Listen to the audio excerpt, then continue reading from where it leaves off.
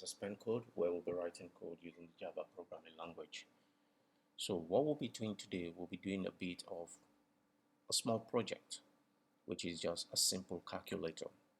Now we want to see how we can use a code to do addition, subtraction, division, and multiplication. So in order not to waste much of our time, we'll start and we'll try to implement all what we've studied so far. We'll try to implement it, just to keep reminding us of how to use it and when to use it. Now, the first thing we need to do is to write a comment. And we'll say that this program or this code is about addition, subtraction, division,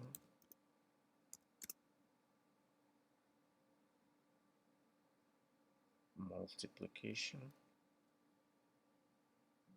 or let's say and multiplication. Now, and this is a comment, and I told you as well that you need to declare a variable. Now, if you look at all these things that we've said here, addition, subtraction, division, and multiplication, you agree with me that we'll be dealing with numbers. We are not dealing with anything like string or character. We'll be dealing mainly with numbers. So that means we're narrowing it down a bit. So that means what we are allowed to use are integers, float, double, long, short, as you might have it. So now let's name our variable. So we can say, let's declare and name our variable. So we can say int y is equal to 10. That's the first variable. And let's say int y is equal to 2. And then int z. So what we've done here is that we've declared x and y and z. Now, you agree with me that if you want to add two numbers together, you always say maybe a plus b is equals to z, or z is equals to a plus b, or a plus b is equals to c, or c is equals to a plus b, where c will give you the final answer. And that is exactly what we're trying to do here.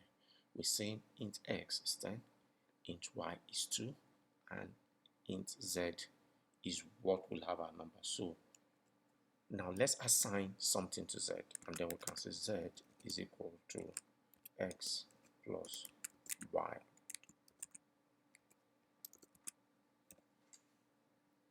And this z is our answer. So what we've done here is the same thing like saying 10 plus 2.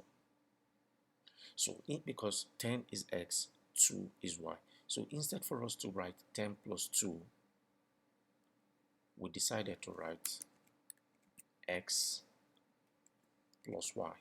So y carries the answer.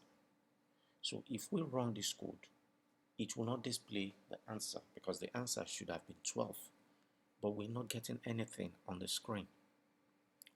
Why? The reason for this is not far-fetched. It's just because we've not asked our code to print z, the answer for z, on the screen.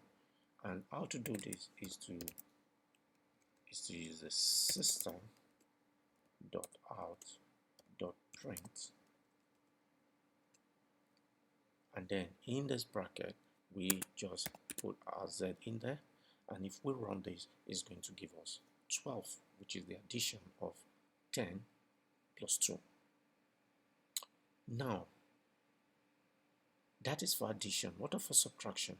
For subtraction, all we need to do is to change this plus into minus. And if we run this code again, it will be 10 minus 2, and that is it.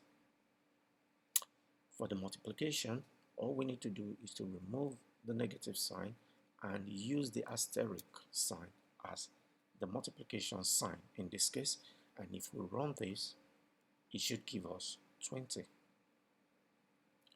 For the division sign, all we need to do again, we can represent that with the forward slash, and that is, you just have it x forward slash y. The forward slash is the division sign, and when we run this, it should give us 5. Now, this is how to build a simple calculator, a simple addition and subtraction. And this is where I'm going to end this video for today. In the next video, we'll be talking about the modulo, whereby we'll be looking at a remainder. For example, if you divide 5 by 2, it shouldn't just give you 2, it should give you 2.5, because there will be a remainder. So this remainder, what and where can it be used? Where can we use it? And that is what we'll be looking at in our next video. If you enjoyed this video, please do like, share, and subscribe. And please don't forget to leave a comment. All comments will be welcome.